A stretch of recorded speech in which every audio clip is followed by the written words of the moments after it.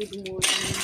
তো এখন সকালবেলা যে বাসন মাজছি, বাসন ধুতে নিয়ে আর কালকে মাছ এনেছিল, মাছ দেখায়নি, ভোলা মাছ রেখে দিয়েছিলাম এই কেটে। এখন এই যে একটুখানি বরফটা ছাড়িয়ে তারপরে রান্না করব।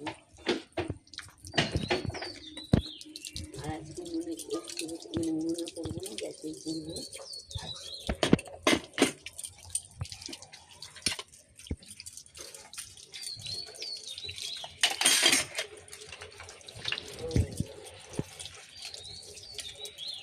এই যে মাছের ঝোল বসিয়েছিলাম, চিংড়ি দিয়ে, আলু দিয়ে আর বেগুন দিয়ে, তার মধ্যে ধনে পাতা দিলাম। আমি ধনে পাতা বেশি খাই না বলে অল্প করে ধনে পাতা দিলাম। ডাল হয়ে গেছে, ভাজা হয়ে গেছে। এরকম মাছের ঝোলটা নামিয়ে আর কালকের তরকারি, কালকের এই বেগুনের তরকারি একটুখানি আছে, আমার মেয়ের ভালো লেগেছে বলে একটুখানি আবার রেখে দিয়েছিলাম। তো ওইটা এখন জাল দিয়ে নেবো।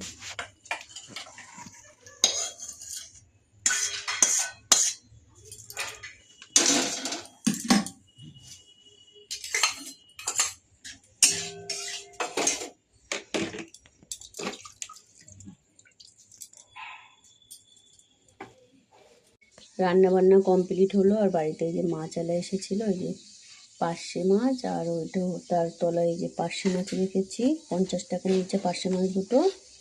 আর এই যে মোরলা মাছ কটা, 30 টাকা 100 গ্রাম। তো রাখলাম, সকালবেলা ও কাজে যায়, মাছ জানতে বললে দেরি হয়ে যায়। কালকে তো মঙ্গলবার, রান্না করবো না, কেটে ধুয়ে ফ্রিজে রেখে দিই, পরের দিন করবো রান্না।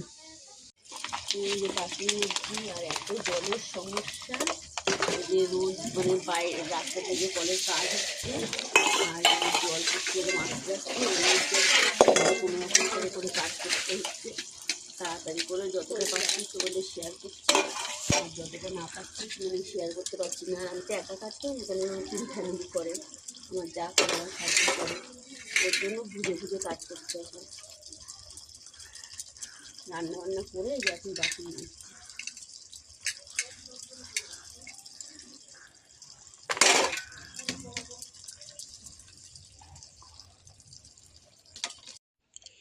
এখন এই যে একটু রেডি হলাম, একটু সোনার দোকানে যাব। সেই পুজোর সময় পায়ের নুপুরটা দেওয়া হয়েছে, আনা হয়নি। তো আজকে যেহেতু ছুটি করেছে, বাড়িতে আছে, ওর জন্য যাচ্ছি।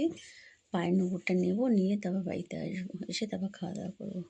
আজকে রান্না করেছি এই যে ছোট্ট ছোট্ট পোয়া মাছের মানে পোয়া ভোলার ঝোল, আর এই যে ভাজা। এখন ভাত খাবো, একটু বেলা হয়ে গেল খেতে খেতে।